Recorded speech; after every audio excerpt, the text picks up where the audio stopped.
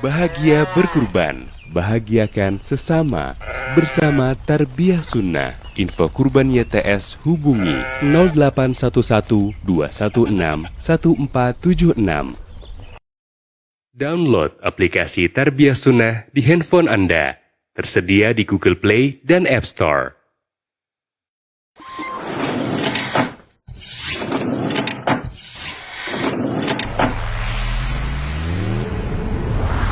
Tarbiyah Sunnah Channel. Lillah, nyunnah, merenah.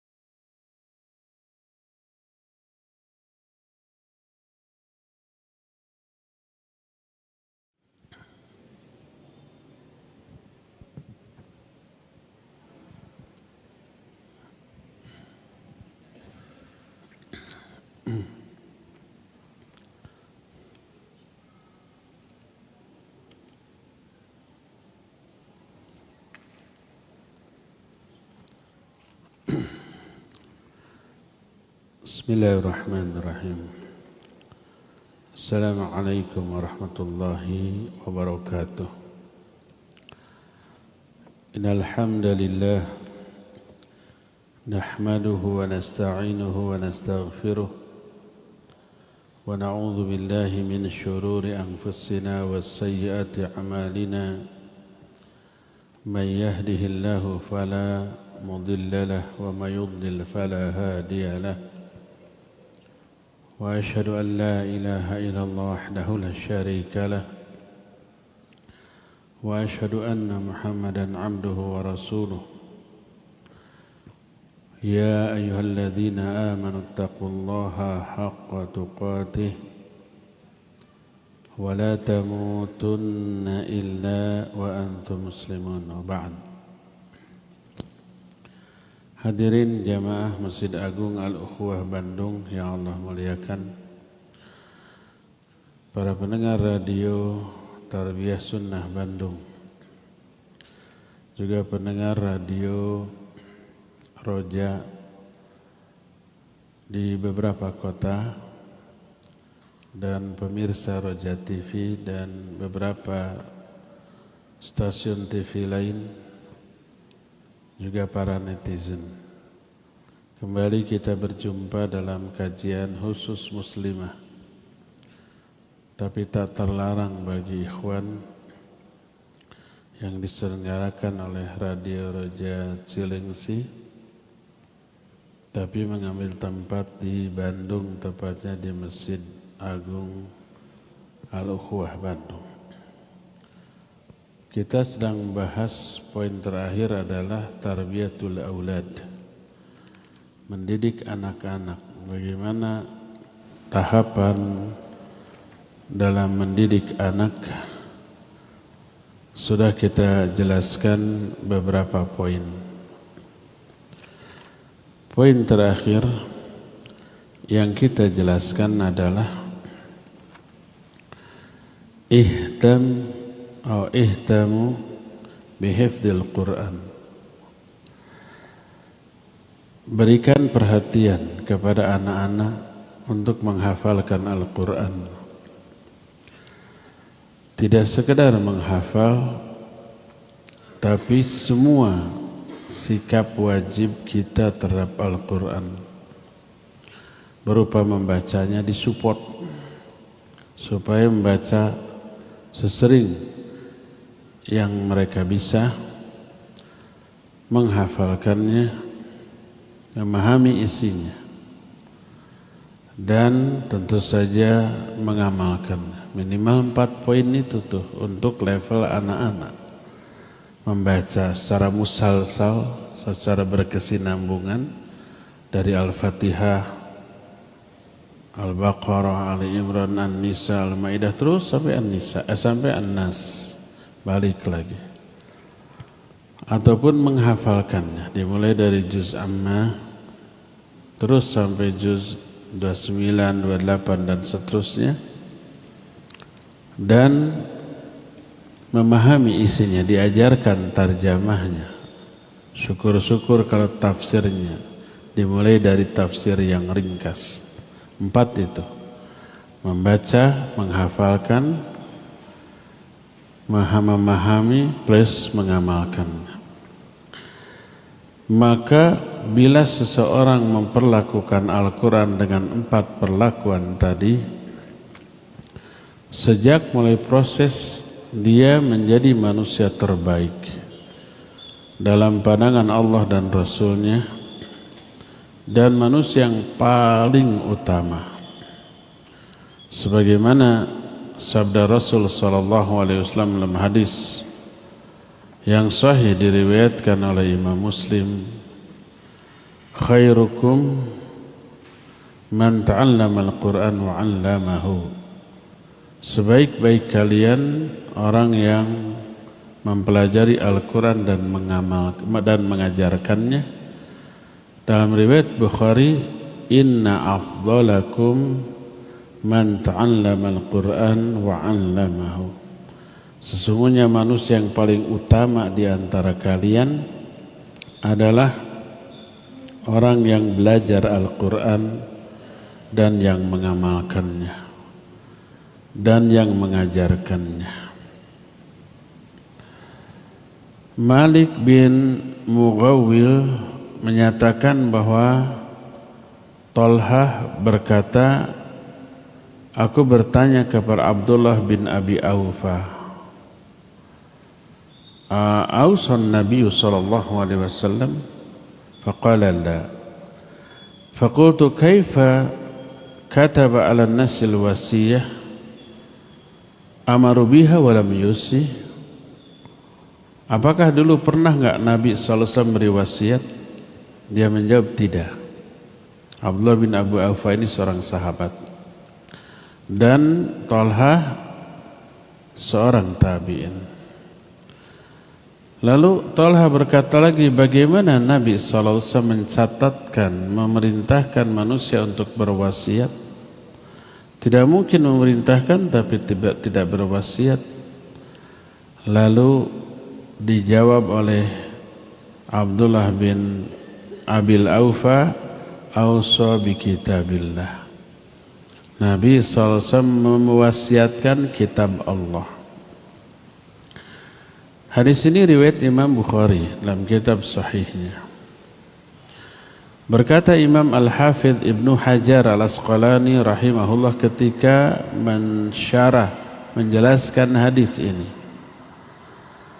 Kata beliau, al-muradu bil wasiyah bi kitabillah hifdhuhu wa yattabi'u fihi fayamalu bi awamiri wa yajtanibu nawahi wa yudawimu ala tilawatihi wa ta'limihi wa nahwi dzalik. Yang dimaksud Nabi SAW mewasiatkan kitab Allah adalah menjaganya, menjaga kitab Allah, memelihara dengan cara menghafalkannya, mengikuti isinya, melaksanakan semua perintahnya, menjauhi semua larangannya, dan dawam dalam membacanya dan mengajarkannya kepada orang lain. Karena itu maka ada beberapa iming-iming atau pangbibita baik dari Allah atau dari Rasulnya dalam hadis tentang keutamaan membaca Al-Quranul Karim walaupun secara lafziyah, apalagi secara hukmiyah.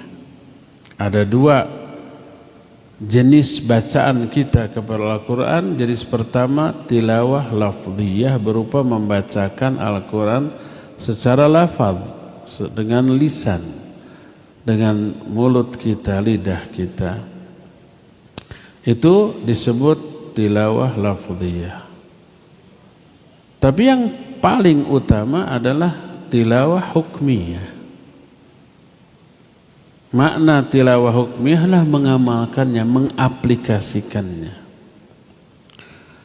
Tentang tilawah ini Allah menjelaskan dalam Al-Quran surah Fatir ayat 29 dan 30. Allah berfirman, Innal ladzina yatluna kitaballah wa aqamus shalah wa anfaqu mimma razaqnahum sirran wa alaniyah yarjuna tijaratan lan tabur liyuwaffiyahum ujurahum wa yazidahum min fadlih innahu ghafurun syakur. Sesungguhnya orang-orang yang membaca kitab Allah dan menegakkan salat dan menginfakkan sebagian yang telah kami rizkinkan kepada mereka, baik sembunyi-sembunyi atau terang-terangan, maka orang itu berarti telah mengharapkan perniagaan yang tidak akan pernah rugi. Allah akan limpahkan kepada mereka pahala mereka. Allah tambahkan karunia-Nya, karena Dia Maha Ghafur, Maha Syakur. Ghafur itu pengampun dosa, Syakur itu pembalas setiap kebaikan yang dilakukan oleh hamba. Dalam ayat ini Allah menyebut 3 amalan utama, dimulai dari amalan yang paling utama. Pertama membaca Al-Quran, kedua sholat, ketiga infak, baik sembunyi-sembunyi maupun terang-terangan. Disebutnya membaca Al-Quran sebagai ranking pertama sebelum sholat dan infak, menunjukkan keutamaan. Kedua, ayat ini mengisyaratkan ibadah itu sama dengan berniaga dengan Allah, berbisnis dengan Allah, berjual beli atau berdagang. Karena Allah menyatakan yarjuna tijaratan lan tabur. Orang yang baca Quran, yang sholat, yang sedekah sama dengan orang yang mengharapkan bisnis, perniagaan, perdagangan yang tidak akan pernah rugi. Bisnis antara hamba dengan Allah. Kita sebagai hamba menjual, Allah membeli. Apa yang kita jual? Ya, apa yang kita korbankan dalam ibadah itu? Harta, jiwa, raga, waktu, semua yang kita korbankan dalam ibadah itu kita jual kepada Allah. Ketika sedekah yang kita jual apa? Harta. Ketika kita membaca Al-Quran yang kita jual apa? Banyak. Waktu kita, pikiran, perasaan, termasuk suara kita. Yang kita jual ketika sholat, ya jiwa raga, fokus, perhatian, konsentrasi. Allah beli. Dengan apa belinya?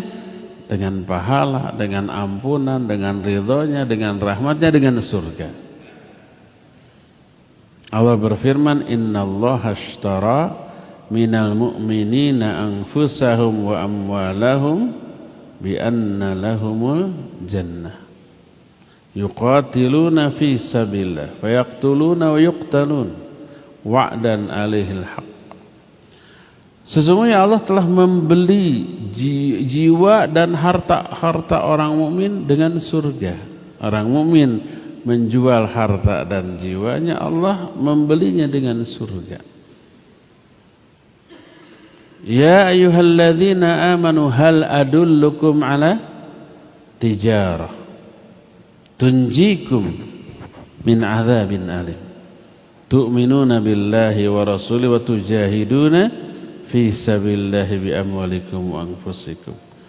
Hai orang-orang beriman, mau enggak aku tunjukkan kepada kamu satu bisnis, perdagangan, perniagaan, tijarah yang akan menyelamatkan kalian dari azab yang pedih. Apa tijarahnya, bisnisnya itu? Yaitu kamu beriman kepada Allah, kepada Rasulnya, dan jihad dengan harta dan jiwa. Ini istilah yang Allah berikan kepada kita tentang ibadah, tentang iman, tentang jihad yang kita lakukan. Itu bisnis loh dengan Allah. Jadi ibadah diistilahkan bisnis, Allah yang mengistilahkan itu. Orang munafik juga berbisnis dengan Allah, tapi rugi mereka mah. Orang munafik itu oleh Allah dikatakan fama rabihat tijaratuhum wa makana muhtadin. Tidak akan untung tijarah, bisnis mereka, bisnis orang-orang munafik itu dengan Allah. Karena yang dijual kemunafikan oleh Allah, tidak akan dibeli itu. Innallaha thayyibun la yaqbalu illa thayyiba. Allah itu maha baik, tidak akan menerima kecuali yang baik. Iman, amal soleh, jihad, infak, sedekah, salat, baca Al-Quran, itu baik, Allah terima.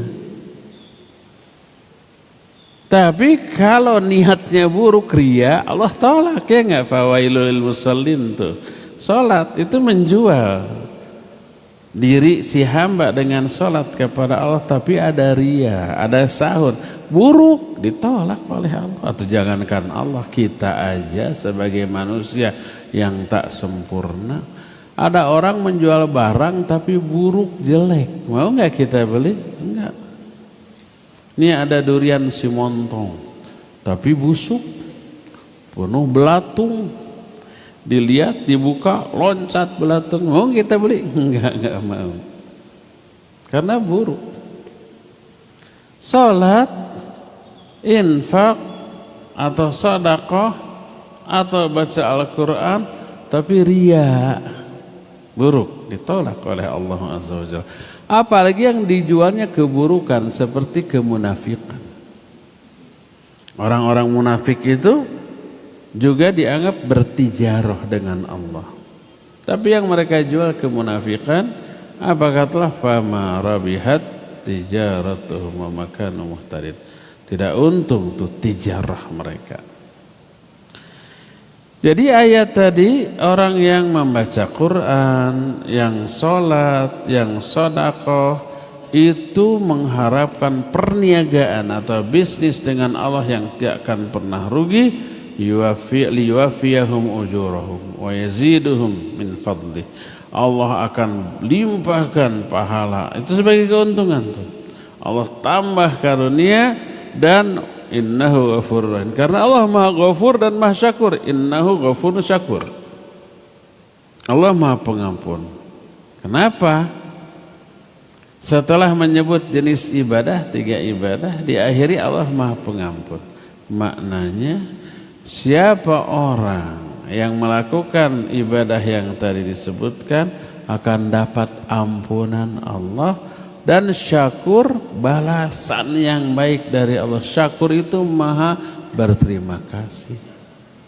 Makna atau maksud maha berterima kasih, maha memberi balasan terhadap kebaikan sekecil apapun yang dilakukan oleh hamba. Faman ya'mal mithqala dzarratin khairan yarah. Sekecil debu itu kebaikan, Allah akan balas, karena Allah maha syakur. Nah, jadi ayat tadi menjelaskan keutamaan 3 amalan. Dan yang pertama, membaca Al-Quran. Kata Nabi SAW, al-mahiru bil-Quran ma'as safaratil kiramil bararah. Ini menunjukkan keutamaan ahli Quran. Jadikan anak-anak kita sebagai orang yang layak meraih keutamaan ini. Kata Nabi SAW, orang yang mahir tentang Al-Quran. Jadi dia bacanya benar, tajwid makhrajnya bagus, dan terus menerus diulang, dibaca secara musalsal, terus dihafalkan, diajarkan, diamalkan. Itu mahir. Ma'as safaratil kiramil bararah, mereka akan disatu kelompokkan, disatu golongkan dengan safarah yang kiram dan bararah. Safarah itu para malaikat. Salah satu di antara sebutan Allah untuk para malaikat safarah. Dalam surah Abasa wa tawalla ada ayat kiramim bararah bi aidi safarah, kiramim bararah. Safarah itu malaikat, disebut safarah. Safarah itu perantara, duta. Tahu nggak bahasa Arabnya kedutaan? Safarah. Duta besar, safir. Duta apa artinya? Duta itu perantara antara negara kita dengan negara orang, gitu kan? Kita punya kedutaan di setiap negara yang ada hubungan diplomatik. Ada perwakilan kita di sana, namanya safir atau namanya duta besar. Kantornya kedutaan. Itu perantara antara negara kita dengan negara orang lain. Para malaikat disebut safarah karena mereka perantara antara Allah dengan kita. Lalu disifati dengan dua sifat, kiram dan bararah. Kiram itu amat sangat mulia. Bukan sekedar mulia, amat sangat mulia. Kemuliaannya karena tunduk, patuh, taat, setia, satuhu kepada Allah. Gak pernah maksiat walaupun sedikit. La ya'sunallaha ma amarahum wa yaf'aluna ma yu'marun. Gak pernah dosa, gak pernah salah sedetik juga. Pekerjaannya hanya yang baik-baik, yang benar-benar. Itu disebut kiram.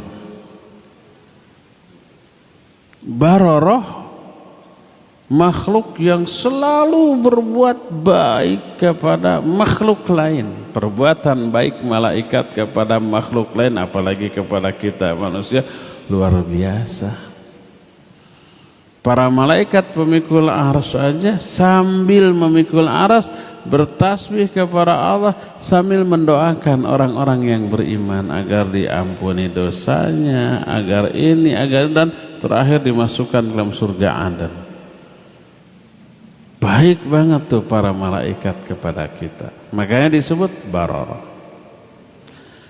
Jadi malaikat safarah, kiram, bararah adalah makhluk yang mulia, orang yang mahir terhadap Al-Quran disatu golongankan dengan mereka. Dan ini merupakan salah satu keutamaan dari pembaca Al-Quran atau orang yang mahir dalam membaca Al-Quran. Hadis barusan sahih diriwayatkan oleh Imam Bukhari dan Imam Muslim dalam dua kitab sahihnya. Jadi yang pertama, orang yang baca Al-Quran sebaik-baik manusia. Kedua, satu golongan dengan malaikat yang mulia. Ketiga, nanti itu Quran yang kita baca akan menjadi syafaat pada hari kiamat. Makanya dianjurkan sebanyak mungkin baca Al-Quran. Kata Nabi sallallahu alaihi wasallam dalam hadis sahih riwayat Imam Muslim dari Abu Umamah radhiyallahu an, beliau bersabda, iqra'ul Qur'an fa innahu ya'ti yaumal qiyamati syafi'an li ashabi. Baca olehmu Quran karena Al-Quran itu akan datang pada hari kiamat sebagai syafaat, pemberi syafaat. Quran itu nanti bisa bicara. Tapi bukan Qur'annya ketang yang bisa bicara itu, tapi pahala dari membaca Al-Quran. Sebagaimana sabda Nabi SAW, innal Qur'an wasyam yashfa'ani lil abdi yaumal qiyamah. Sungguhnya Quran dan saum itu dua-duanya akan memberi syafaat pada seorang hamba pada hari kiamat. Qala Syam, berkata Syam, Rabbi mana'tuhu anit ta'am wasyahwat fasyafi'ni fih. Ya Allah, aku telah menghalangi orang ini dari makan, minum dan syahwat karena saum. Jadikan aku sebagai syafaat. Qala Al-Quran, berkata Al-Quran, kata Imam At-Tirmidzi, maksudnya adalah qala thawabu qiraatihi, berkata pahala dari bacaan Al-Quran. Bukan Quran yang berbicara, tapi pahala. Saum tadi bukan saumnya, tapi pahala saum yang berbicara. Kalau yang berbicara ini Quran difahami demikian, keliru, bahaya. Karena apa? Karena qala Al-Quran, berkata Quran, maksudnya qala thawabu qiraati Rabbi, wahai Rabbku. Makna Rabbku penciptaku. Oh, kalau gitu Al-Quran ciptaan. Kalau Al-Quran ciptaan makhluk, nah kesana tuh bahayanya tuh. Padahal Quran itu kalamullah. Kalamullah bagian dari sifat Allah. Sifat Allah bukan makhluk. Maka Imam At-Tirmidzi menyatakan qala qira'atu thawabu qira'atihi Rabbi, ya Allah, mana'tuhu anin naum ana al-lail wa atrafan nahar fasyafi'ni fi. Ya Allah, aku telah menghalangi orang ini dari tidur, dari istirahat, siang ataupun malam. Siang baca Quran, malam juga baca Quran. Jadikan aku syafaat. Fayashfa'an, maka dua-duanya jadi syafaat. Quran jadi syafaat, saum jadi syafaat. Kalau saum kan waktunya terbatas, hanya siang hari, nggak bisa saum malam hari. Kalau baca Quran kapan saja, di mana saja, sedang apa saja, sedang nyetir, sedang dibonceng, bisa baca Quran, kecuali di WC ya, jangan. Jadi bisa kapan saja, bisa di mana saja. Inilah keutamaan ketiga dari membaca Al-Quran, menjadi syafaat. Lebih sering baca Al-Quran, lebih banyak, lebih gede syafaat yang kita dapat dari bacaan Al-Quran kita. Keempatnya, ketika membaca Al-Quran turun beragam karunia dari Allah. Ada rahmat yang turun, ada sakinah, ketentraman jiwa yang turun, ada para malaikat yang turun. Selama baca, Allah memuji, menyebut nama kita di hadapan para malaikat yang ada di sekeliling arsy. Bayangkan, selain pahala, selain ampunan, selain nanti menjadi syafaat, lagi bacanya itu turun beragam karunia. Sebagaimana yang dijelaskan dalam hadis sahih riwayat Imam Muslim, Nabi SAW bersabda, majtama'a qaumun fi baitin min buyutillah yatluna kitab Allah wa yatadarasunahu bainahum illa nazalat alaihimus sakinah wa ghasyiyatuhumur rahmah wa haffathumul malaikah wa dzakarahumullahu fi man 'indah. Tidaklah satu kaum berkumpul di salah satu rumah Allah, di masjid, lalu mereka membaca Al-Quran, baca kitab Allah dan mempelajari isinya. Tidaklah mereka berbuat demikian kecuali turun kepada mereka sakinah, jiwanya akan tenang, akan tentram. Dilimpahkan kepada mereka rahmat, dikerumuni mereka itu oleh para malaikat, dan Allah menyebut-nyebut nama mereka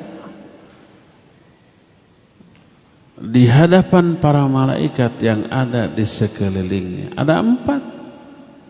Kita duduk bahas Quran, kita pelajari isinya, turun sakinah, jiwa kita tenang dan tentram, turun rahmat, ada para malaikat, nama kita disebut oleh Allah di hadapan para malaikat sekitar arsy. Kalau sakinah turun, iman nambah. Efek dari sakinah, iman nambah. Allah menyatakan dalam Al-Fath ayat keempat, "Walladzi anzala as-sakinata fi qulubil mu'minin liyazdadu imanan ma'a imanihim." Dialah Allah yang telah menurunkan sakinah, ketentraman jiwa kepada hati orang mukmin.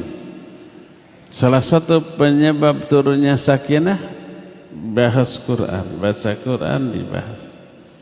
Untuk apa sakinah itu? Liyazdadu imanan ma'a imanihim, untuk menambah iman mereka dari iman mereka yang sudah ada sebelumnya. Sebelumnya ada iman, makanya baca Quran. Setelah baca Quran turun sakinah, imannya nambah. Karena itulah maka keutamaan membaca Al-Quran yang keempatnya adalah memperoleh 4 poin tadi. Selain pahala, selain ampunan, dapat rahmat, dapat sakinah, dapat kerumunan para malaikat, dan pujian Allah di hadapan para malaikat.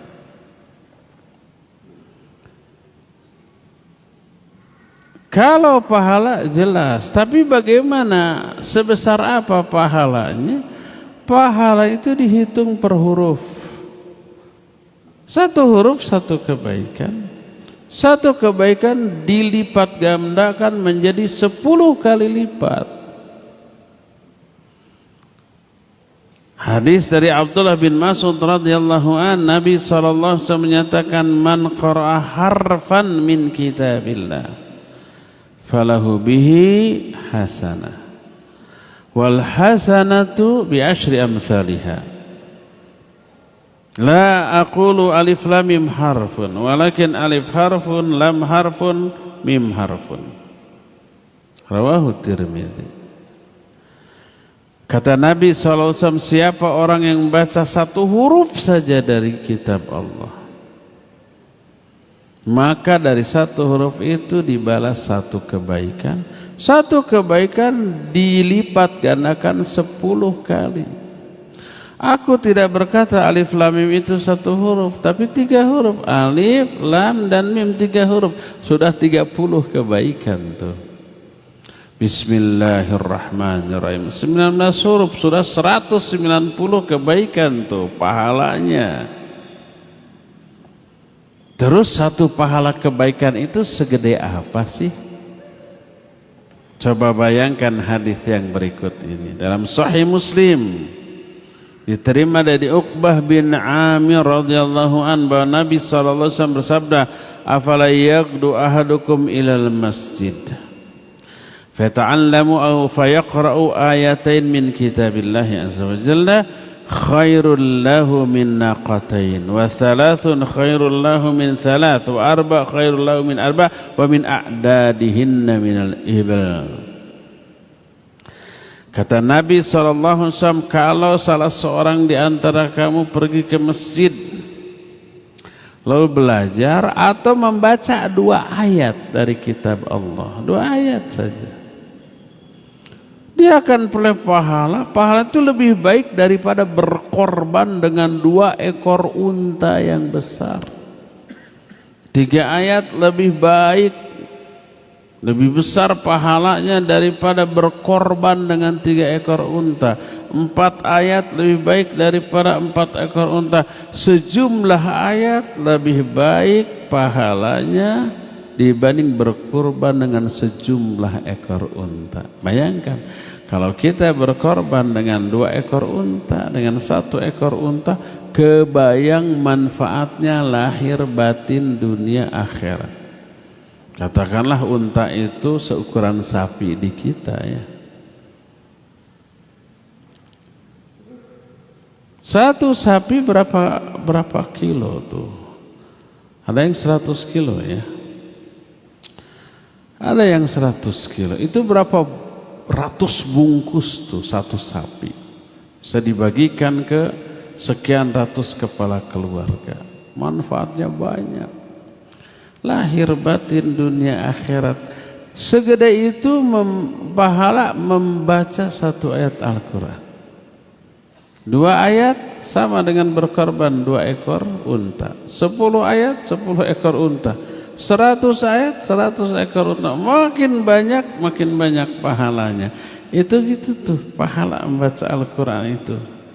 Karena itu jangan remehkan pahala dari membaca Al-Quran. Ini yang kata para ulama menyebabkan orang itu menjadi orang terbaik. Pahalanya gede, dosanya banyak yang terhapus atau diampuni oleh Allah Subhanahu wa ta'ala. Itu yang kelima. Yang keenam, membaca Al-Quran itu pengundang turunnya hidayah dari Allah Azza wa Jalla. Dan hidayahnya itu berupa 2 jenis hidayah terbaik. Hidayah itu macam-macam. Para ulama menjelaskan dengan banyak versi. Ada yang menyatakan 2, ada yang menyatakan 4. Tapi secara umum hidayah itu 4. Pertama diberikan ke seluruh makhluk. Termasuk binatang? Iya. Hidayah ini berupa insting, berupa apa nama lain dari insting teh, berupa seperti umpamanya seekor kambing melahirkan anaknya. Setelah anaknya lahir hidup, dia diberi insting naluri untuk mencari puting ibunya, dan ketika dapat bukan digigit, bukan ditiup, tapi dikenyot. Dari mana si bayi binatang itu tahu? Semua binatang begitu, kucing kek, singa kek, atau gajah atau apapun, begitu bayi lahir lalu langsung menyusu ke induknya, begitu dapat dikenyot. Itu hidayah dari Allah Azza wa Jalla. Semua makhluk, manusia begitu, bayi belum tahu apa-apa, tapi begitu lahir oa-oa dikasih puting ibu, susu ibunya, langsung dikenyot ya. Tidak digigit, tidak ditiup, tidak di apa-apakan, tapi langsung dikenyot. Itu hidayah. Kedua, hidayah irsyad atau ilmu penjelasan dakwah itu diberikan kepada orang mukmin, orang kafir juga. Orang kafir diberi hidayah berupa ilmu dalam bentuk dakwah, diberi penjelasan oleh para nabi, dikasih hidayah, tapi mereka tolak. Mereka faham tapi mereka menolak. Dapat hidayah. Nah, yang ketiga ini yang mahal, hidayah taufik. Ini hanya untuk orang-orang mukmin. Orang kafir tidak, orang durhaka tidak. Orang kafir hanya dapat hidayah irsyad wa dilalah berupa pencerahan ya, tapi hidayah taufik tidak dikasih. Dan terakhir keempat, hidayah di akhirat nanti ahli surga divonis ke surga, tapi tidak tahu bagaimana mekanismenya, kemana jalannya, bagaimana cara masuknya, nggak tahu, maka diberi hidayah, diberi petunjuk ke surga. Orang-orang kafir yang divonis ahli neraka, mereka ditunjukkan hidayah, jalan menuju neraka. Itu 4 jenis hidayah. Al-Quran bila dibaca, dipelajari, mengundang turunnya 2 jenis hidayah. Pertama, hidayah berupa ilmu, pencerahan, penjelasan, informasi, dan sekaligus menyebabkan teraihnya hidayah, taufik dari Allah Subhanahu wa ta'ala. Karena itu lebih sering kita membaca Al-Quran, mempelajarinya, menghafalkannya, maka dapat tambahan ilmu, dapat tambahan informasi, dapat pencerahan, plus dapat hidayah taufik dalam bentuk semangat, keinginan untuk beramal tentang apa yang sudah difahaminya. Inilah keutamaan yang kelima apa keenam dari membaca Al-Quran, yaitu turunnya hidayah dari Allah Azza wa Jalla kepada setiap pembaca Al-Quranul Karim. Yang berikutnya, keuntungan yang lain dari membaca, mempelajari Al-Quranul Karim adalah memperoleh cahaya. Cahaya itu fungsinya menerangi. Apa yang diterangi? Pertama yang diterangi itu jalan hidupnya. Makanya salah satu sebutan Al-Quran adalah nur, cahaya. Fungsi cahaya menerangi. Apa yang diterangi? Pertama jalan hidup kita. Dengan membaca Al-Quran kita tahu dari mana kita berasal, bagaimana proses kelahiran kita, sampai lahir di dunia itu untuk apa, harus bagaimana, nanti setelah berakhir kita akan pergi kemana. Itu dengan penjelasan Quran, penjabaran sunnah kan gamblang jelasnya. Jalan hidup kita itu jelas, kita tahu dulu kita itu nggak ada. Orang yang pertama kali diciptakan oleh Allah dari leluhur kita Adam dan Hawa. Begitu diciptakan langsung disuruh untuk menempati surga. Uskun anta wa zaujukal jannah. Tinggal kalian berdua di surga. Di sana tuh. Terus karena kesalahan Adam melanggar apa yang dilarang, diturunkan ke muka bumi untuk menjalani hukuman. Selama menjalani hukuman, ngapain kita? Ibadah. Wa ma khalaqtul jinna wal insa illa liya'budun. Ini perintah laksanakan, ini larangan jauhi. Gitu sampai mati. Nanti setelah mati masuk alam barzakh sampai kiamat.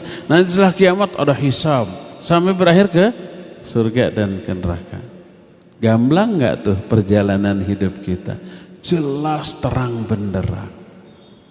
Karena adanya cahaya dari Al-Quranul Karim. Kedua, yang terterangi hati kita. Itu di dunia, makanya kelak di akhirat itu pula yang akan menerangi, menjadi cahaya di momen-momen yang memang membutuhkan sinar cahaya. Salah satunya ketika nyebrang Sirat. Kita di hari Jumat sore kan pernah masih ini membahas kitab Mukhtasar Ma'arijul Qabul, pernah menerangkan tentang kiamat. Salah satu tentang Sirat. Sirat itu sifatnya diterangkan, terbentang di atas neraka. Bagaimana sifat Sirat? Kecil, sekecil bagian tajam dari sebuah pedang. Balaghani anna sirat ahadda minas saif. Itu kata Imam Sufyan Ats-Tsauri. Sampai berita kepadaku riwayat bahwa sirat lebih tajam daripada pedang. Kecil. Kedua, leur, licin, matak tisereule, tijalike, tikosewat, akhirnya tikusuk. Licin. Sudah kecil, licin, bayangkan. Muzillah. Bikin kepleset. Ketiga, gelap. tinggali curug-curug acan. Curug sendiri pun tidak kelihatan. Curug teh ini nih, apa ini teh? Telunjuk. Di sana kita membutuhkan apa? Cahaya. Allah menyatakan, yauma taral mu'minina wal mu'minat yas'a nuruhum baina aydihim wa bi aymanihim. Busyrakumul yawma jannatun tajri min tahtihal anhar. Pada hari itu engkau melihat orang-orang mukmin, cahayanya terang benderang di depan mereka dan di kanan mereka. Ini ketika di Sirat. Ada orang munafik itu ketika di dunia ini gaulnya sama orang-orang mukmin. Tapi karena kemunafikannya, mereka punya cahaya, tapi cahaya itu sebesar jempol dan sering padam. Ketika padam, poeken, merasa gelap. Melihat orang mukmin cahaya terang benderang, teriak, hei tunggu saya nebeng kepada cahayamu. Dijelaskan dalam Al-Quranul Karim, yauma yaqulul munafiquna wal munafiqat lilladzina amanu unzuruna naqtabis min nurikum qila irji'u wara'akum faltamisu nura.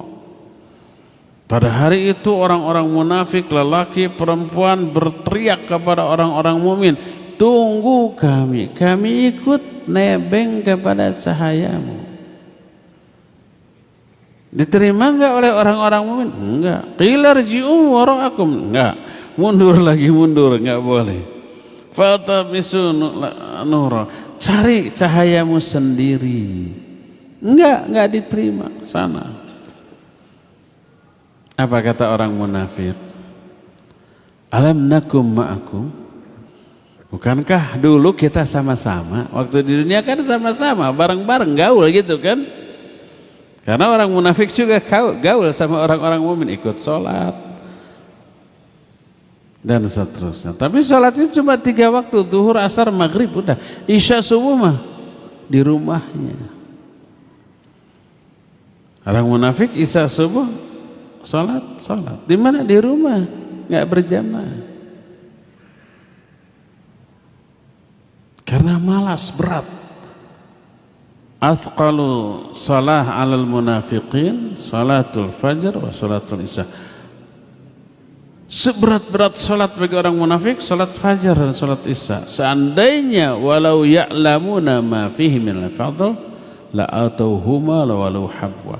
Seandainya mereka mengetahui keutamaan berjamaah di 2 salatnya, pasti akan datang walaupun dengan merangkak. Tapi mereka tidak. Salat di rumah. Dan ketika salat di rumah malas, asal. Tapi salat ketika maghrib, zuhur, asar, maghrib di masjid kelihatan sungguh-sungguh. Ketika sendirian di rumah malas ala kadarnya, asal-asalan. Itu orang munafik tuh. Ada enggak orang muslim sekarang yang salatnya kayak begitu? Kalau di masjid semangat, di rumah asal-asalan, ada banyak. Dulu itu munafik. Al-Quran yang menyatakan, innal munafiqina yukhadi'una Allah wa huwa khadi'uhum wa idza qamu ila sholati qamu kusala yura'una an-nas wa la yadhkuruna Allah illa qalila. Orang munafik itu bermaksud hendak menipu Allah. Allah akan membalas tipuan mereka. Bila mereka berdiri untuk sholat, ini sholat di rumah, mereka berdiri secara malas.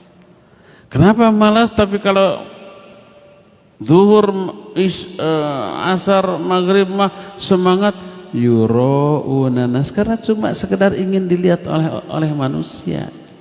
Di rumah nggak ada yang lihat, makanya malas.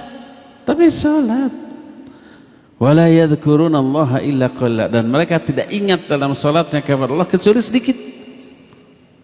Di kita ada nggak dalam sholatnya melamun, ingat-ingatnya hanya sedikit kepada Allah? Ada? Ada apa banyak? Banyak apa semua? Aduh, na'udzubillah. Itu nanti cahayanya di akhirat redup mati. Ingin nebeng ke orang-orang mukmin, enggak boleh, cari cahayamu sendiri. Kata orang munafik, alam nakum ma'akum, bukankah dulu kita bersama-sama? Saya bersama-sama kamu loh. Apa jawab? Walakinnakum fatantum anfusakum wa tarabastum wartabtum wa gharratkumul amaniyu. Ya benar, kamu bersama-sama kami, kita bareng-bareng. Walakinnakum fatantum anfusakum, tapi kamu telah memfitnah dirimu sendiri. Maknanya kita pernah dulu ada tablik akbar dengan judul apa? Pokoknya kiat menghadapi gelombang fitnah. Kita bahas dulu apa itu fitnah. Salah satunya fitnah itu maksiat, dosa. Ayatnya ini. Bala, kata orang-orang, ya dulu kamu bersama kami, bareng-bareng. Walakinnakum fatantum anfusakum, tapi dulu kamu memfitnah diri kamu. Maknanya kamu dulu menjerumuskan diri kamu ke dalam maksiat. Kamu berbuat banyak, berbuat dosa dan maksiat di belakang kami. Itu makna fitnah. Fitnah makna, salah satu maknanya al-wuqu' fil ma'asi, terjerumus ke dalam maksiat. Itu kena fitnah itu. Walakinnakum fatantum anfusakum wa tarabastum. Terus dulu kalian selalu menunggu-nunggu, mencari-cari kesempatan untuk memberi madharat kepada kami. Menusuk dari belakang, menggunting dalam lipatan, menikung di tikungnya, menyalip di tikung. Itu orang-orang munafik tuh. Selalu mencari kesempatan. Watarabastum wartabtum, dan kamu dulu banyak ragu. Wa gharratkumul amaniyu, dan kalian itu tertipu oleh angan-angan. Secara zahir aja bareng-bareng, batinnya akidahnya beda. Akhirnya orang-orang munafik itu berjalan sendiri tanpa cahaya. Kadang nyala sebesar jempol, kadang mati. Terlihatlah oleh orang-orang mukmin.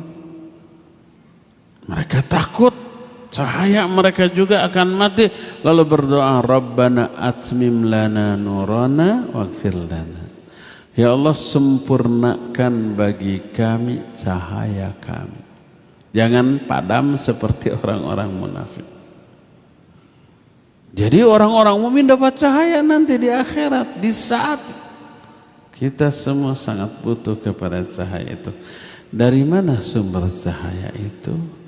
Dari iman amal soleh yang lahir dari ilmu Quran Sunnah. Makanya itu Quran Sunnah cahaya, menerangi di dunia, menerangi jalan hidup, menerangi hati dan pikiran, dan kelak akan menjadi cahaya di alam kubur, cahaya juga pada hari kiamat. Jadi salah satu di antara keutamaan interaksi kita terhadap Al-Quran, bagaimanapun bentuk interaksinya, baik membacanya, menghafalkannya, mengulang-ulang hafalan, atau memahaminya, apalagi mengamalkannya, apalagi mengajarkannya, mendakwahkannya, itu adalah cahaya. Menerangi akal pikiran kita, hati perasaan kita, jalan hidup kita, dan kelak akan menjadi cahaya terang benderang yang sangat kita butuhkan di alam kubur sampai ke akhirat nanti. Coba perhatikan hadis berikut ini yang menjelaskan tentang beberapa sifat dari Al-Quran. Hadis ini Diterima masih dari Abdullah bin Mas'ud radhiyallahu anhu. Nabi sallallahu alaihi wasallam bersabda, "Inna hadzal Qur'an hablullahil matin wan nurul mubin wasyifa'un nafi ismatun liman tamassaka bihi wa najatun liman ittaba'ah la yazighu fayusta'taba wa la ya'uju fayaqum ولا تنقضي عجائبه ولا يخلق من كثرة التردد أتلوه فإن الله يأجركم على تلاوته." Sesungguhnya Al-Quran ini tali Allah yang sangat kuat, cahaya yang terang benderang. Cahaya untuk apa? Tadi yang dijelaskan. Dan asyifa'un nafi, obat yang sangat manjur, sangat mujarab, tokcer, ampuh, nafi yang bermanfaat. Dan ismatun liman tamassaka bihi, penyelamat, pelindung, penjaga bagi orang-orang yang berpegang teguh kepadanya. Siapa yang berpegang teguh kepada Al-Quran, dia terlindungi, selamat, terjaga dari penyimpangan dan keburukan. Wa najatun liman ittaba'ahu, dan penyebab keselamatan bagi orang-orang yang mengikutinya. Ini beberapa di antara sifat Al-Quran yang diterangkan oleh Nabi SAW dalam beberapa hadisnya yang sahih. Karena itu pantas siapa yang berinteraksi dengan Al-Quran dijamin dia mulia. Bagaimana tidak mulia ketika membaca, mempelajari secara berkelompok, malaikat turun mengerumuti mereka, turun sakinah, turun juga ampunan, pahala, rahmat, terus imannya naik, dipuji oleh Allah Azza wa Jalla, dan banyak keutamaan yang tadi disebutkan. Makanya pantas jadi manusia terbaik. Dan ini efeknya, Allah angkat derajat kemuliaan dia melebihi dari umumnya level derajat manusia lain. Berkata Rasulullah sallallahu alaihi wasallam, "Inna Allah yarfa'u qauman bihadzal kitab wa yadha'u bihi akharin." Di situ sahih riwayat Imam Muslim dalam kitab sahihnya. Kata Nabi SAW, sesungguhnya Allah akan mengangkat derajat suatu kaum karena kitab Al-Quran ini. Quran ini dimuliakan oleh mereka, Allah akan memuliakan mereka karena pemuliaan mereka kepada Al-Quran, dan Allah hinakan kaum lain karena orang itu cuek bebek terhadap Al-Quran. Sikap acuh tak acuh kepada Quran adalah pengabaian mereka kepada Al-Quran. Allah akan mengabaikan lagi mereka di dunia sampai akhirat. Salah satu bentuk pengabaian Allah kepada mereka di akhirat, pas dibangkitkan di akhirat buta tuh. Allah menyatakan, "Wa man a'rada an dzikri fa inna lahu ma'isyatan dhanka wa nahsyuruhu yaumal qiyamati a'ma." Qala rabbi lima hasyartani a'ma wa qad kuntu basira. Qala kadzalika atatka ayatuna fanasitaha wa kadzalika al-yauma tunsa. Siapa orang yang berpaling dari peringatanku, yaitu Al-Quran, cuek dia, dia akan memperoleh kehidupan yang sumpek sempit di dunia. Harta melimpah, kekuasaan banyak atau tinggi atau kuat, pangkat jabatan juga tinggi, pendukung banyak, hatinya tetap sumpek sempit, resah, gelisah, risau dan galau. Karena apa? Mereka mengabaikan Al-Quran. Wa nahsyuruhu yaumal qiyamati a'ma, kelak pada hari kiamat kami kumpulkan mereka dalam keadaan buta. Qala, mereka berkata, Rabbi lima hasyartani a'ma wa qad kuntu basira, ya Allah, kenapa engkau kumpulkan aku dalam keadaan buta padahal dulu kami melihat? Apa kata Allah? Kadzalika atatka ayatuna fanasitah. Demikianlah dulu di dunia datang kepadamu ayat-ayat kami Quran, fanasitah, kamu tinggalkan, kamu lupakan. Maksud lupa itu kamu tinggalkan, kamu abaikan. Lupa itu kalimat yang disebut dalam bahasa Arab mushtarak. Mushtarak itu satu kata punya lebih dari satu arti. Lupa bisa lawan dari ingat. Lupa bisa maknanya tarak. Tarak itu meninggalkan. Lupa bisa maknanya algho. Algho itu mengabaikan. Nah, kamu lupakan bukan tidak ingat. Ingat pastikan diterangkan, dijelaskan, paham. Tapi diabaikan, ditinggalkan. Wa kadzalikal yauma tunsa, demikian juga pada hari ini kamu dilupakan. Siapa yang melupakannya? Allah. Allah melupakan dia bukan berarti Allah tidak ingat kepada dia, bukan. Lupa di sini bukan lawan dari tidak ingat. Tapi Allah meninggalkan dia, mengabaikan dia, dihinakan dalam bentuk dibutakan. Buta mata hatinya ketika di dunia, Allah butakan matanya di akhirat. Al jazaa'u min jinsil amal. Balasan akan disesuaikan dengan jenis perbuatan.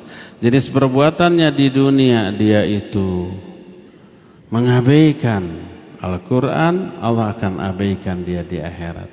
Cuek kepada Al-Quran, Allah cuek juga kepada dia, dihinakan. Nah, kita lihat betapa dahsyatnya kemuliaan, keutamaan, faedah yang bisa diraih dengan berinteraksi dengan Al-Quran. Tanamkan keakraban kepada anak kita terhadap Al-Quran Al-Karim. Biar akrab sehari-harinya dengan Al-Quran. Jangan akrab dengan gadget. Akrabkan dengan Quran, membacanya, menghafalkannya, memurojaahnya, dan seterusnya dan seterusnya. Insya Allah anak kita akan memperoleh semua keutamaan yang diterangkan tadi kalau mereka dikondisikan oleh kita sebagai orang tuanya untuk selalu akrab dengan Al-Quran Al-Karim, ya. Inilah kajian kita di sore hari ini, cukup sampai di sini saja, dan kita masih memiliki sisa waktu untuk bertanya jawab. Wa sallallahu ala nabiyina Muhammadin wa ala alihi wa ashabihi wasallam. Kita masuki sesi tanya jawab, walaupun ini kajian yang diselenggarakan oleh Radio Roja Cilengsi, tapi pertanyaan dikhususkan bagi hadirin yang ada di sini saja. Kalau besok khusus untuk pendengar Roja dan pemirsa Roja. Ini di print, sudah disiapkan dari kemarin. Afan, ana izin bertanya, apakah dengan mempelajari ilmu nahwu dan sharaf masuk ke dalam keutamaan hadis? Sebaik-baik dari kalian lah yang mempelajari Quran dan mengajarkan. Bisakah Quran difahami secara benar tanpa memahami nahwu sharaf? Enggak mungkin bisa, ya. Jadi mempelajari Al-Quran mencakup mempelajari semua ilmu alat yang diperlukan untuk bisa memahami Al-Quran. Salah satunya ya bahasa Arab. Baik nahunya, sorofnya, tambah balaghahnya, sastranya, ya. Karena Quran nggak bisa sekadar difahami oleh nahu sorof saja. Tanpa menguasai ilmu balaghah nggak akan bisa mendalam. Ya, mempelajari bahasa Arab, balaghah atau sastra Arab termasuk bagian dari mempelajari Al-Quran secara benar.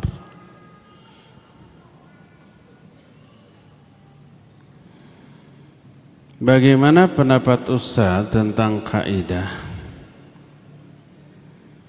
Tidak ada jalan lain bagi seorang muslim untuk dapat memahami Quran Sunnah kecuali dengan mempelajari bahasa Arab, terutama nahwu shorof. Iya, salah satunya, bukan satu-satunya.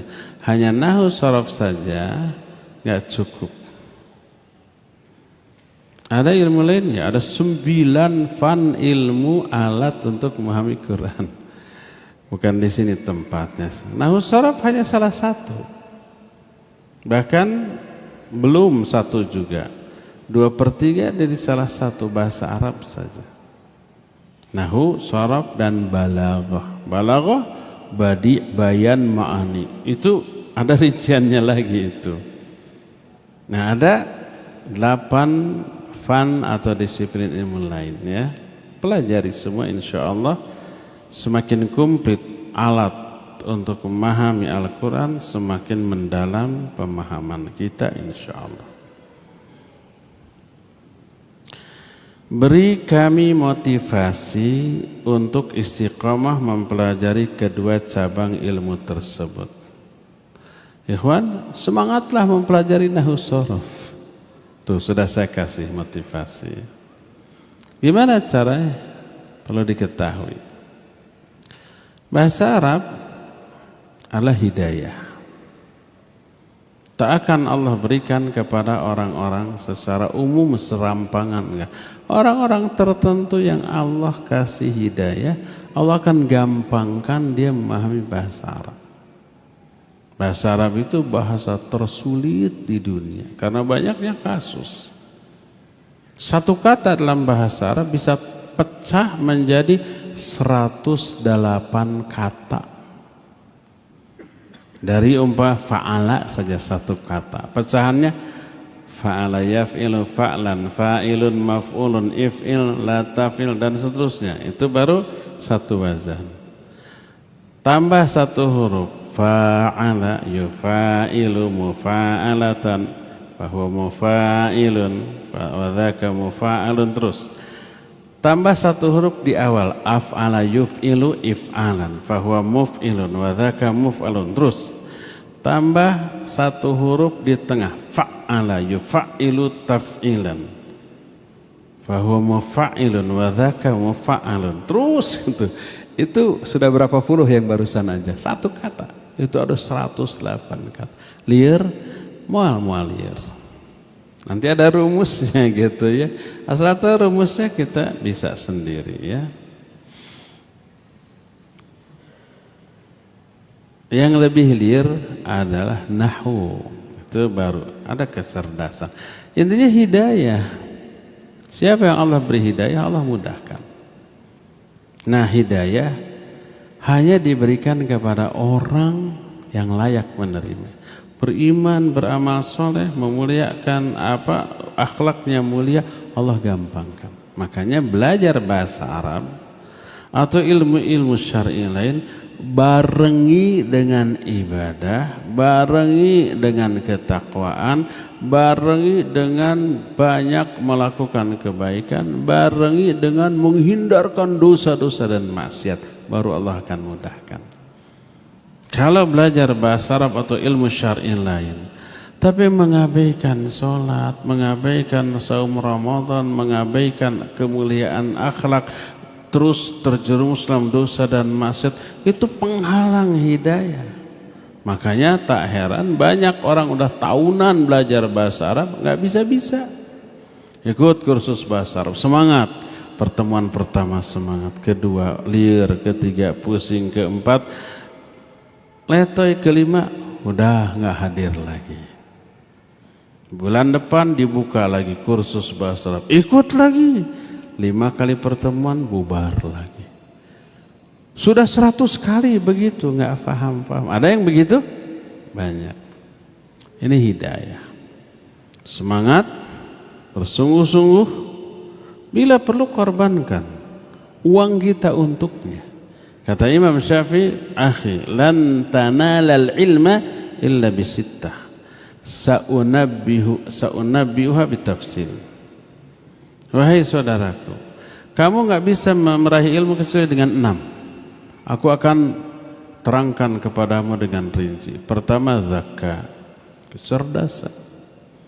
Kedua, wahirsun, semangat. Keempat, wajtihadun, bersungguh-sungguh, jangan asal-asalan. Keempat, wabulghatun, perbekalan atau biaya. Dulu Imam Malik untuk bisa belajar, beliau bongkar rumahnya, kayu-kayunya dijual untuk biaya belajar. Ada seorang tajir, tajir itu pedagang kaya raya. Dia pergi berdagang meninggalkan 30.000 dinar untuk istrinya. 1 dinar sekitar 8 juta. Ini kali 30.000 berapa? Miliar tuh ya. Oleh istrinya apa? Dipakai biaya menyekolahkan anaknya. Kamu belajar. Dikasih 30.000 dinar. 3 kali 8 berapa? 24 mungkin 2,4 miliar atau 24 miliar gitu. Habis. Sampai anaknya menjadi seorang ulama besar dan sangat dihormati, dikagumi. Bapaknya pulang. Mana uang yang 30.000 dinar? Apa dia bilang? Ayyuhuma ahabbu ilaiki. Mana yang kamu lebih sukai? Uang 30.000 dinar atau kedudukan anak kita sekarang sudah menjadi ulama besar?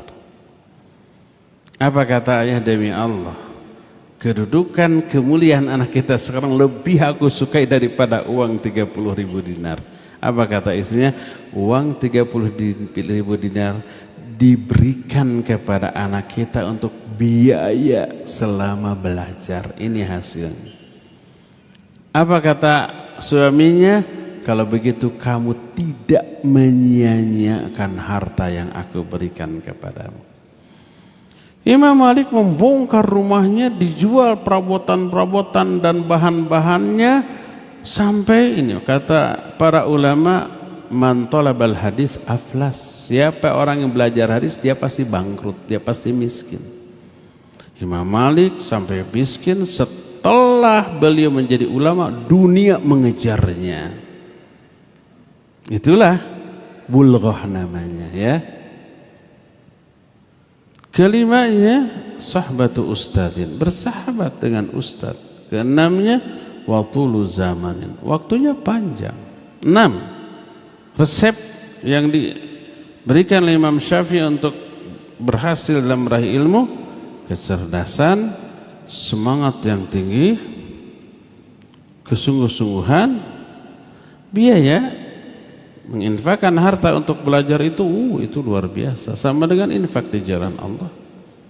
Dan yang keempatnya, bersahabat dekat dengan orang-orang berilmu dan waktunya panjang, harus sabar ya.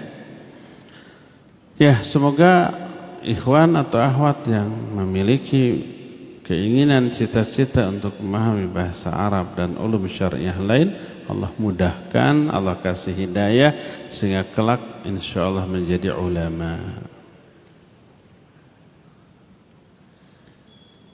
Ini pasti akhwat nih. Sudah sebulan ini ana haid dan siklusnya lebih dari 6 hari dari siklus haid biasa. Haid bulan ini siklus ana melebihi 30 hari. Bahkan sampai saat ini masih ada flek. Ini berarti sudah masuk ke istihadah ya Ustaz. Ini nanya apa pemberitahuan? Jika sudah dikategorikan istihadah dan sudah wajib sholat dan puasa, apakah setiap anak mau sholat harus mandi atau cukup dengan berwudu? Barakallah. Ya, banyak penjelasan ulama tentang bagaimana cara membedakan haid dengan istihadah. Yang paling terang, paling jelas, kalau umpama yang siklus haidnya teratur, gampang ya. Istihadah adalah darah yang keluar di luar masa haid. Itu istihadah. Tapi terkadang di luar masa haid juga datang darah persis darah haid, karena haid bisa keluar oleh banyak faktor, oleh makanan, stres gitu ya, kecapean, baru beres tuh 3-4 hari yang lalu ya capek, ya stres, yang makanan seblak terus. Keluar lagi haid setelah 4 hari, 5 hari. Ada yang begitu? Mungkin. Dilihat darahnya darah haid. Secara medis katanya ya. Mungkin di sini ada dokter. Ya, haid bisa dipengaruhi oleh makanan, kelelahan, dan apa tadi teh? Stres, depresi. Makanya para ulama lebih saklek begini. Setiap wanita wajib mengenali darah haidnya masing-masing dari 3 sifat. Pertama, warna darah. Kalau haid kotor. Kalau istihadah bersih, merah, seger. Jadi awal keluar darah haid sedikit, coklat gitu. Kedua lebih banyak, ketiga lebih banyak lagi, puncaknya keempat paling banyak. Nah, kelima sedikit sudah agak coklat, keenam coklat muda, ketujuh kuning, sampai akhirnya keluar lendir putih yang berbau. Itu tanda akhir dari haid. Kalau sudah keluar lendir putih, mandi, sholat, dan seterusnya. Kadang-kadang hari ketiga, keempat lagi banyak-banyaknya, tiba-tiba berhenti gitu ya. Seharian tuh gak keluar. Disangka sudah selesai, suaminya sudah ketawa ketiwi. Besoknya keluar lagi, ada gitu ya. Karena belum selesai itu, hanya tidak keluar. Nah, setiap wanita wajib mengetahui seperti itu. Tapi yang jadi masalah, tidak semua wanita siklusnya teratur, ada yang tidak begitu. Jadi pertama lihat warna darahnya, kedua kekentalannya. Kalau warna darah haid lebih cair daripada darah istihadah. Kalau istihadah lebih lengket, lebih kental. Dan yang ketiganya dari segi baunya, cium. Nggak apa-apa punya sendiri ini kan, bukan punya orang lain. Oh, darah itu baunya begini. Kalau darah istihadah seger, bau darah. Nah, kalau suatu saat darah keluar di luar masa haid, ini istihadah ataukah haid? Karena di luar masa haid, mungkin saja istihadah, mungkin haid. Walaupun baru seminggu beres, sekarang kok keluar lagi, ini haid atau istihadah? Kita bingung. Lihat sifat darahnya dari 3 ini ya. Kalau 3 sifat ini persis darah haid, berarti itu haid. Sangat mungkin keluar walaupun baru suci seminggu yang lalu, karena dipengaruhi oleh faktor makanan, faktor stres, faktor aktivitas, kelelahan gitu kan. Jadi lihatlah sifat darahnya. Kalau darahnya, oh ini merah segar, berarti istihadah, maka tetap wajib sholat, wajib saum kalau itu di bulan Ramadan. Wallahu a'lam. Apabila kita membacakan Quran untuk yang sudah meninggal, itu sampai kepadanya, maksudnya kepada si mayit gitu, apanya yang sampai? Kalau umpamanya kita membaca Al-Quran, kita niatkan pahala dari bacaan Quran ini untuk si mayit, itu maksudnya. Apakah sampai ataukah tidak? Atau yang dimaksud adalah doa. Kita berdoa mendoakan si mayit. Sampai enggak ngefek nggak doa kita untuk si mayit? Itu dua hal yang berbeda ya. Kalau kita mendoakan mayit sampai insya Allah ngefek, walaupun mayit itu tidak kenal dengan kita. Makanya Nabi SAW sering mendoakan ke kuburan, mendoakan para penghuni, walaupun nggak dikenal nggak masalah ya. Jadi kalau mendoakan si mayit insya Allah sampai. Nah sekarang kita baca Quran, kita niatkan pahala bacaan ini dihadiahkan ke mayit. Hadiah pahala, gitu maksudnya ya. Ihda'us thawab, menghadiahkan pahala, diperselisihkan di kalangan para ulama Ahlus Sunnah. Sampai Imam At-Tahawi menjelaskan ini dalam kitab Al-Aqidah At-Tahawiyah, ada bab Ihda'us thawab. Lalu dijelaskan ulama ikhtilaf. Imam Ahmad menyatakan boleh dan sampai. Imam Syafi'i menyatakan tidak sampai. Tapi yang lebih banyak menghadiahkan pahala rata-rata ngaku madhab Syafi'i ya. Ada lagi yang merinci sampai hanya amal-amal yang diterangkan dalam hadis saja. Seperti membadalkan umroh atau haji, ya sampai. Seperti membayarkan hutang saum nadar, ya sampai. Seperti infak dan sodakoh atas nama orang tua yang sudah meninggal dilakukan oleh anaknya, ya itu sampai. Ada nasnya itu, ada hadisnya yang sahih tentang masalah itu. Nah, Syekh Al-Albani menyatakan hanya amalan-amalan yang diterangkan dalam hadis dan hanya dari orang tertentu ke orang tertentu, anak ke orang tua, murid ke guru, atau suami ke istri dan sebaliknya, orang tua ke anak-anaknya dan sebagainya. Hanya itu. Adapun yang tidak memiliki hubungan apa-apa, bukan guru dengan murid, bukan kekerabatan, itu tidak sampai karena tidak adanya nas tentang hal itu. Walhasil ini ikhtilaf di kalangan para ulama ya.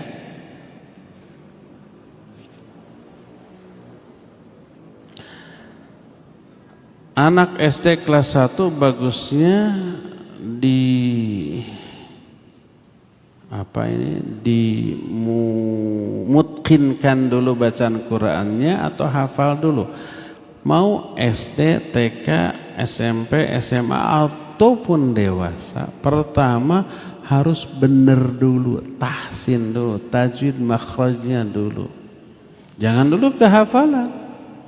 Kalau tajwid makhraj belum benar lalu kehafalan, hafalannya banyak tapi salah-salah, itu lebih sulit mengoreksinya, memperbaikinya.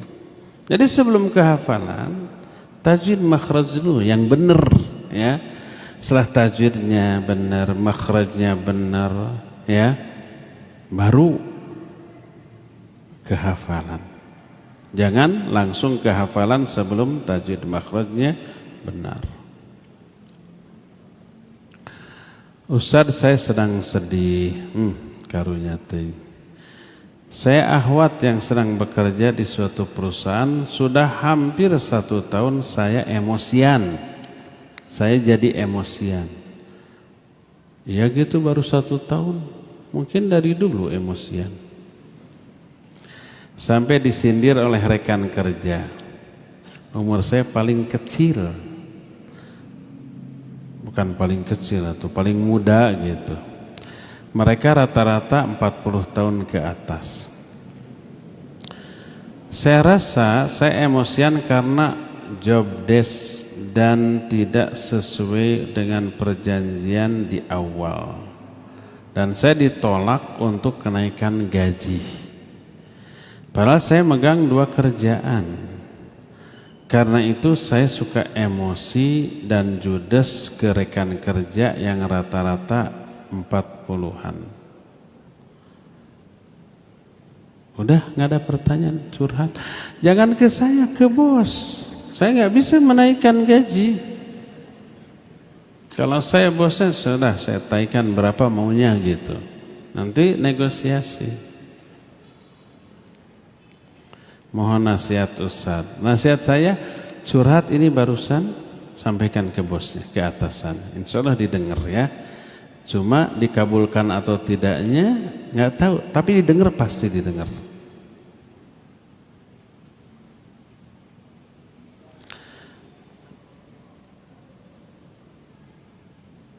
mohon nasihat agar orang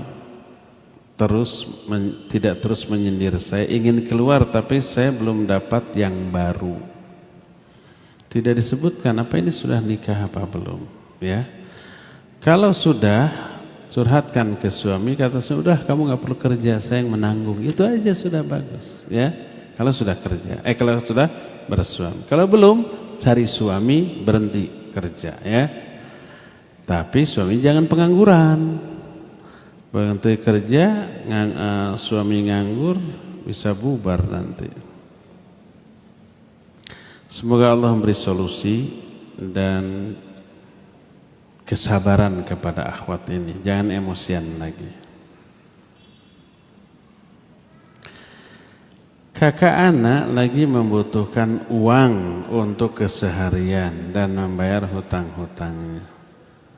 Ada harta waris peninggalan ayah yang belum terjual. Anak ingin menolong dengan cara membeli jatah waris kakak anak supaya jatuhnya bukan hutang piutang.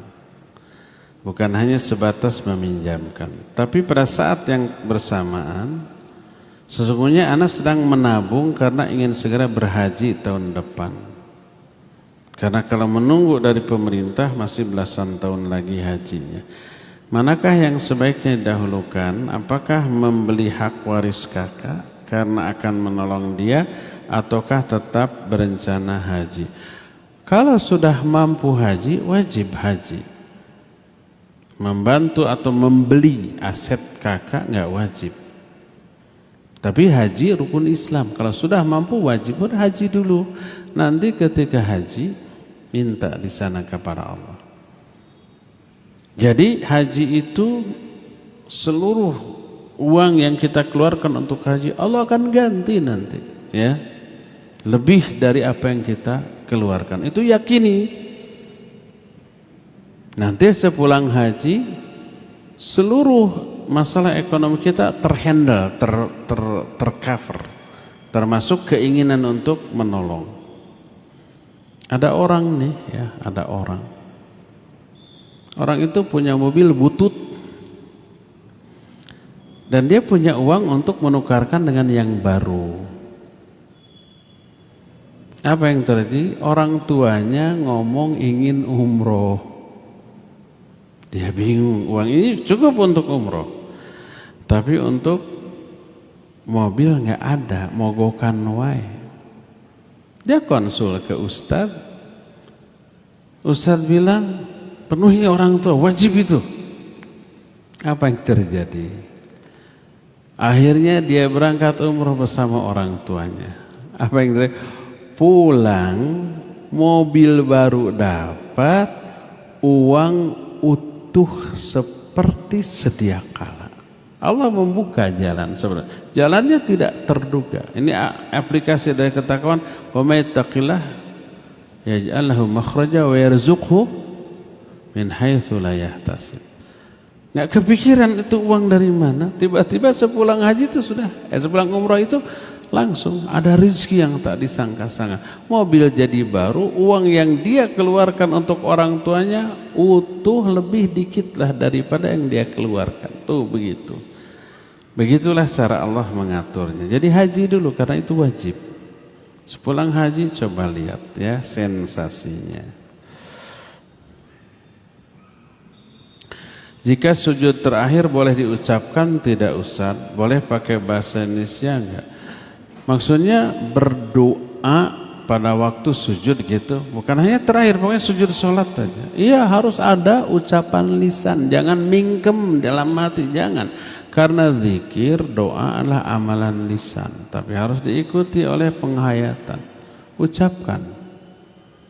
Ada penghayatan terhadap apa yang diucapkan. Tapi amalan pokok bagi lisan itu harus ada gerakan lisan ya. Terakhir, Ustaz bertanya tentang vasektomi jadi syarat bansos menurut Al-Quran. Menurut Al-Quran nggak boleh vasektomi, tubektomi karena merusak organ tubuh kita. Pertama merusak, kedua bertolak belakang dengan tujuan pokok pernikahan. Pernikahan itu untuk memperoleh turunan. Nabi SAW menyatakan tazawwadul waludal wadud fa inni mukatsirum bikumul umam yaumal qiyamah. Nikahi oleh kalian wanita-wanita yang penyayang dan yang subur, yang banyak anak. Bisa dilihat dari kakaknya, dari ibunya gitu. Karena aku akan berbangga-bangga dengan banyaknya kalian pada hari kiamat. Jadi tujuan nikah itu punya anak. Kalau vasektomi itu bektomi berarti mencegah hamil, mencegah punya anak dan merusak organ tubuh secara permanen, nggak boleh. Quran ayat mana yang membolehkan itu? Cing bisi salah. Ustaz bertanya tentang vasektomi jadi syarat bansos menurut Al-Quran. Enggak, Al-Quran melarang itu ya. Tidak boleh mengadakan kerusakan atas organ kita. Cukup ya sampai di sini. Insyaallah besok hari Jumat sore kita lanjut pembahasan kitab Mukhtasar Ma'arijul Qaul di waktu yang sama dan juga akan disiarkan radio dan TV Raja. Subhanakallahum bihamdik asyhadu an la ilaha illa anta astaghfiruka wa atubu ilaik walhamdulillahi rabbil alamin. Wassalamualaikum warahmatullahi wabarakatuh. Bahagia berkurban, bahagiakan sesama bersama Tarbiyah Sunnah. Info kurban YTS hubungi 0811 216 1476. Download aplikasi Tarbiyah Sunnah di handphone Anda. Tersedia di Google Play dan App Store.